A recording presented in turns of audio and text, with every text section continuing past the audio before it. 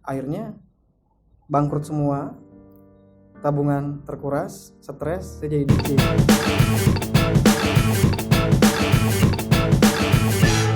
Eits, tunggu dulu. Sebelum nonton video lengkapnya, jangan lupa untuk subscribe ya dan klik link di bawah ini. Jangan lupa juga untuk klik tombol loncengnya. Oke?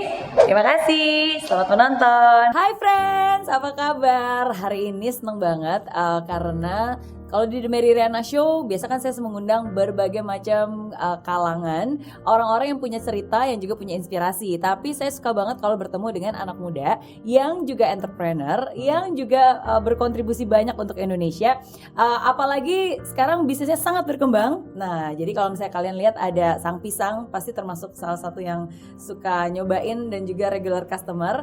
Nah, jadi ini hanyalah salah satu dari berbagai macam bisnis yang sekarang dilakukan oleh yang ada di samping saya. Siapa lagi kalau bukan Ansari Kadir? Yeay. Atau lebih dikenal dengan Mas Ari.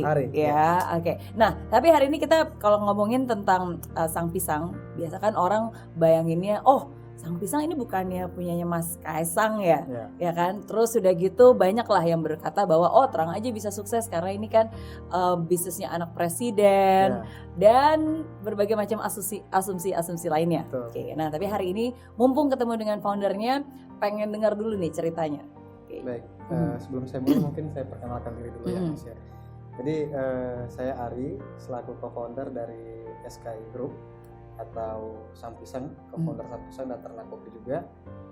Jadi benar yang dibilang Miss Mary, akhir-akhir ini memang banyak sekali netizen yang memberikan komentar bahwa Sang Pisang itu bisnisnya booming karena satu, Kaisang anak presiden dan Kaisang juga punya nama besar di entertainment seperti itu. Tapi pada dasarnya sih ya nggak semuanya benar, karena di bisnis ini itu Kaisang pun walaupun anak presiden itu dia nggak pernah menjual nama bapaknya. Nah jadi kalau saya ceritakan dari awal bisnis, memang awal ketemu sama Mas Kaisang itu waktu saya sempat dipecat dari perusahaan waktu itu dan sempat jualan gerobak pisang. Nah sempat jualan gerobak pisang, ya omset ya rata-rata 3 juta lah sebulan. Nah, cuma karena memang saya tipikal orang yang pantang menyerah, punya basic juga, mungkin udah pernah kerja sebelumnya, jadi ya kita coba terus menerus. Nah, kita coba terus menerus dan akhirnya waktu itu buat proposal bisnis. Proposal bisnis saya sebar di dunia maya, ya bertemulah sama Mas Kaisang. Awalnya nggak tahu pasti itu beneran Kaisang apa bukan sih, karena memang namanya waktu itu kontak aku itu WA namanya Kulkul, bukan Kaisang.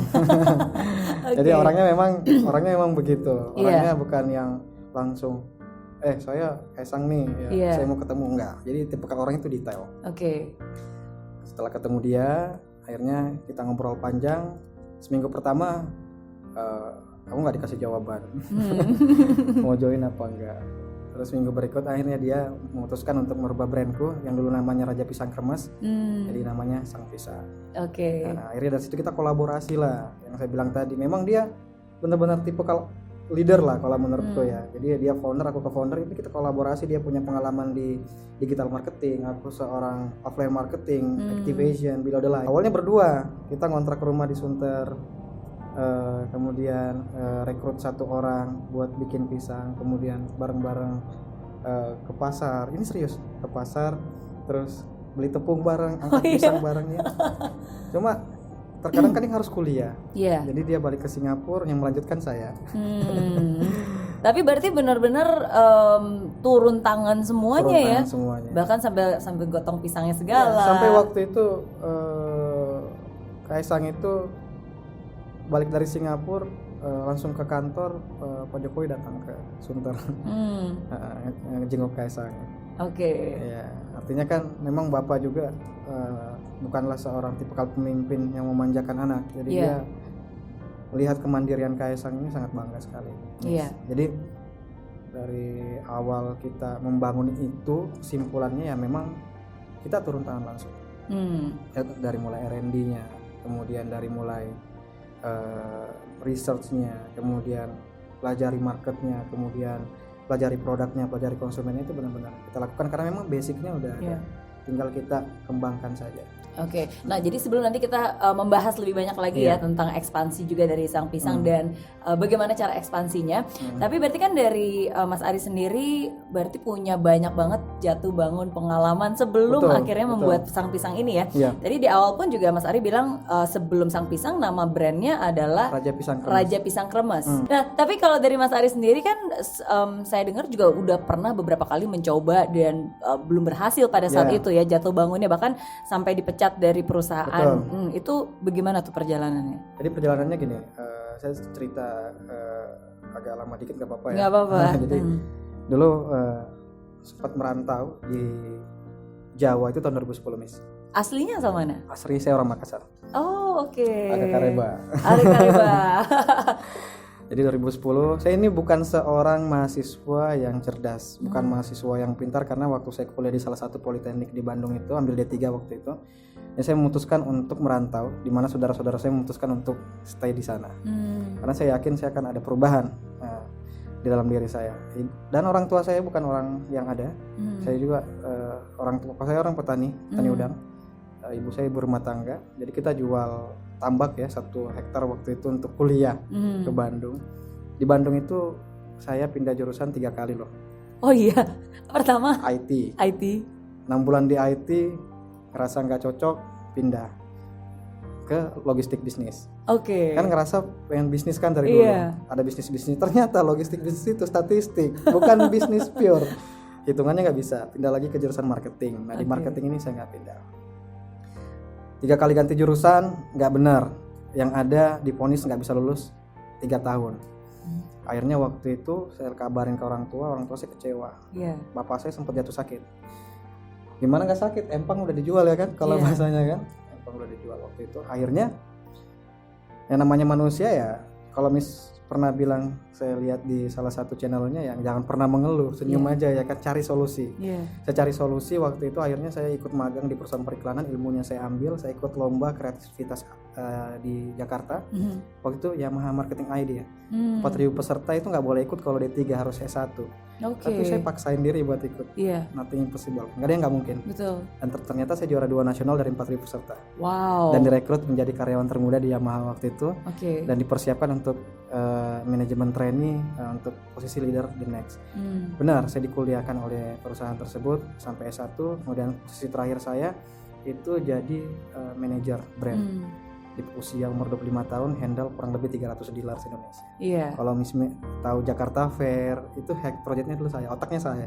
Yang booth besar itu otaknya saya. Saya pernah jual motor 7.000 unit sebulan.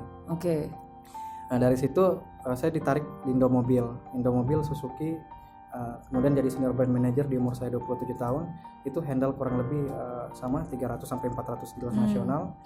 Kemudian dari situlah saya memulai bisnis, buka butik, uangnya udah ada ya kan.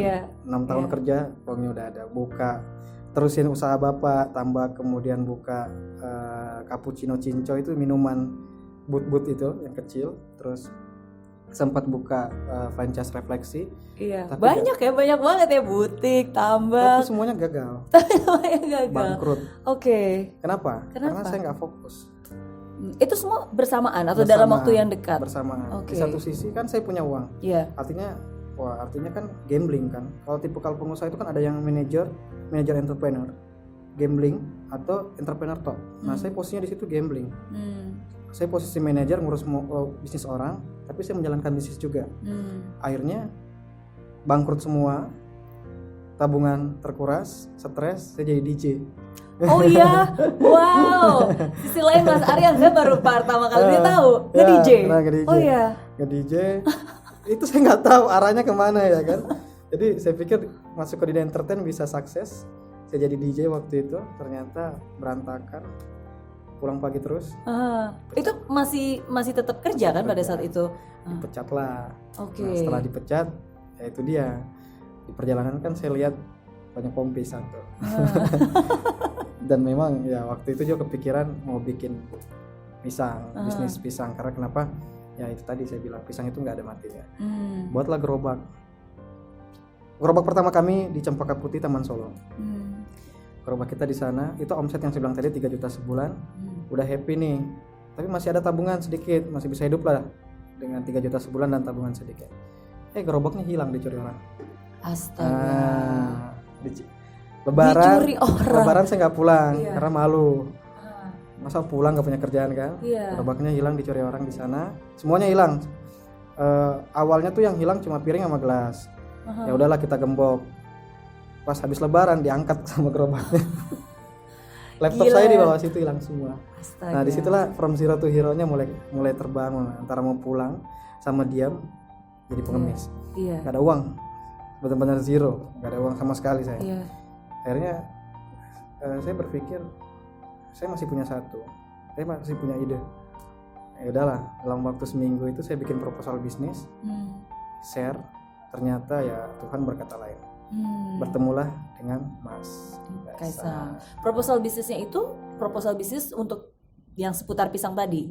Namanya belum ini. Masih nama yang itu. Resepnya memang dari Sulawesi kan aslinya. Dan waktu itu memang hebatnya Mas Kaisang itu adalah tipikal orang yang memang terjun langsung ya. Jadi dia langsung datang ketemu bareng aku, kita meeting itu kurang lebih 5 jam sampai 8 jam ya waktu itu. Wow.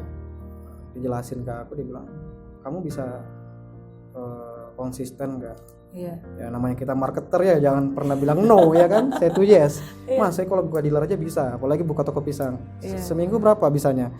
Ya 3 lah. Dalam hati 3 kan. Deg-degan juga nih bisa kan 3 ya kan.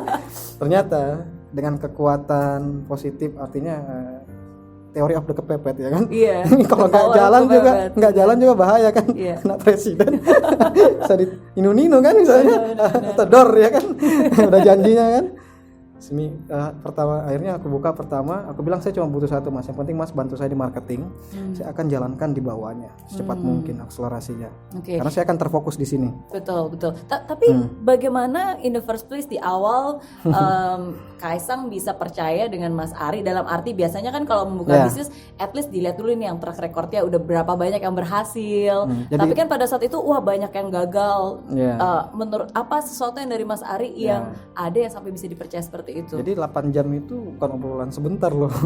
Jadi 8 jam itu aku cerita cara membangun marketing, sales, brand strategy. Jadi dulu di otomotif saya handle brand. Simple sebenarnya. Kalau dulu di otomotif itu dorongnya barang motor, kita bisa dorongnya dari sisi pisang. Jadi misalnya nih, saya buka cabang di seluruh Indonesia. Saya borong barang itu nggak asal dorong. Kita analisa produknya. Di sana yang paling laku apa? Coklat. Kita banyakin coklatnya. Jadi bicaranya stok rasio sama dia, kemudian bicara midterm plan. Jadi yang aku bicarakan sama Kaisang itu udah 5 tahun ke depan mau ngapain. Nah itu yang bikin dia yakin. Ini anak punya visi dan misi yang benar-benar sama kayak dia. Dia itu 5 tahun ke depan tuh udah ada plannya. Aku bilang 5 tahun ke depan ini plannya seperti ini. Waktu itu aku cuma bilang kurang lebih 100 outlet. Ternyata kita sekarang udah bergerak, udah mau 100 tahun pertama, tahun kedua. Saya bilang itu 100 outlet itu 5 tahun. Ternyata tahun kedua udah mau 100. Artinya saya rasa tahun depan kita bisa 300 gitu lah. Itu artinya hashtag lampaui dirimu itu tercapai. Nah itu yang saya janjikan sama dia. Saya bilang, Mas, saya tuh orangnya simple. Saya hanya punya modal 2. 1 kejujuran, kedua loyalitas. Kalau Mas bisa percaya sama saya bisa jujur. Dan kalau Mas kasih kesempatan kepada saya bisa loyal. Nah itu yang bikin dia percaya, ayo kita kerja bareng. Karena kita keliling lah itu, nyari resep pisang. Akhirnya nugget ini ketemunya di Makassar juga. Oh iya? Iya. Tapi itu 2 hal yang sangat penting, yang itu nggak bisa diajarkan di universitas manapun. Betul. Ya kan? Loyalitas dan juga kejujuran. Karena yang paling penting itu ya siapapun partnernya ya kalau udah dari awal udah nggak mau loyal susah. Betul. Apalagi ditanya mau cari pengalaman, ya batu loncatan dong. Iya benar. Tapi kalau kita bilang mau kembangin bareng, dia turun sampai dia goreng pisang sendiri loh. Karena dia yakin bahwa someday dia punya brand akan besar dan ya alhamdulillah sekarang kita bisa bilang besar banget enggak, tapi semua orang juga hampir ya 30% orang Indonesia tahu lah Sang Pisang. Bener, dan sangat catchy namanya sang pisang gitu ya, dan kuning gitu di jalan langsung kelihatan. Yang tadinya omset cuma berapa 3 juta ya sekarang ya syukurlah udah bisa jual ribuan box per bulan. Wow, amin, amin. Tapi di balik semua itu ya ada perjuangan yang luar biasa ya, mungkin banyak orang nggak tahu. Sekarang udah ada di 30 kota, 75 outlet, dan sekarang kita udah punya kurang lebih 1.200 karyawan di Indonesia. Oke. Bermula dari 2 orang itu. Bermula dari 2 orang yang ngobrol selama 8 jam. Iya. Ngobrolin masa depan.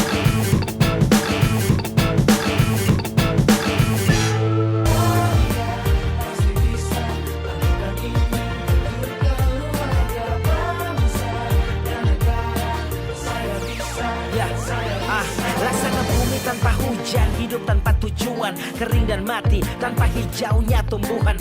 Demikian kalau mimpi tak kunjung terjadi.